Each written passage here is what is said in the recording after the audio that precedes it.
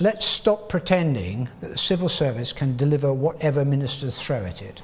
Just in the recent past, we see extensions in timescale and projected cost in HS2, universal credit, many other. All of this is a sign that there's pressure on the system and pressure on the ability to deliver, across the portfolio. The civil service needs to get permission to stop doing things that are not mission critical. To decide what to stop or delay, government must get much better at prioritising its activities and projects. This means working out which initiatives use scarce resources but are only really nice to have, and deprioritising those projects.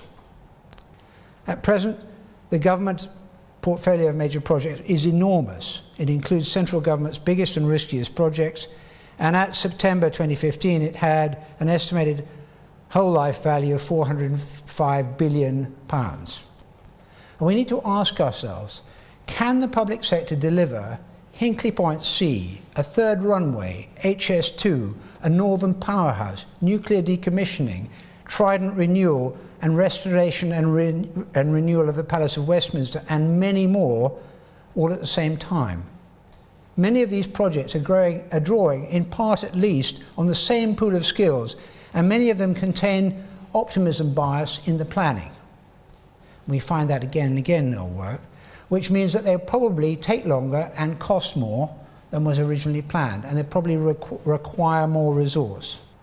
In the last Parliament, when the NAO reported on improvements in the way aspects of projects in some departments were managed, we also reported regularly on project failures and on ongoing projects that are experiencing considerable difficulties. Not much has changed since then. And finally, on time, I frequently see unrealistic timescales as optimism bias creeps into programme planning. More often than not, I would say there is optimism bias on time. So let's think about prioritisation. If we're overcommitted, we need to lighten the load, and that means stopping doing things. This can be done by not adding projects or by cancelling existing ones. Prioritising is about making these choices intelligently.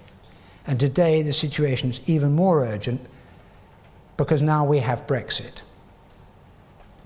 Having taken the decision, Brexit brings with it a completely new layer of unknowns and requirements.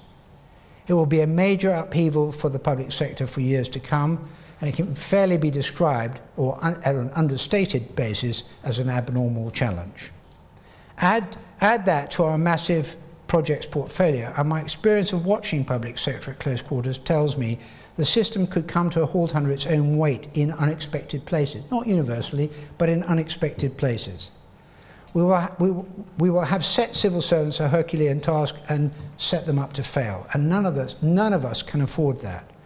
So let's use this historic juncture to change the way we manage government and plan on a holistic basis so that ministers and civil servants can look across the whole of government activities and decide what is essential and what's not. So we need to be in control of and manage our commitments against our capacity to carry them out. And I really don't think the record shows that at the moment.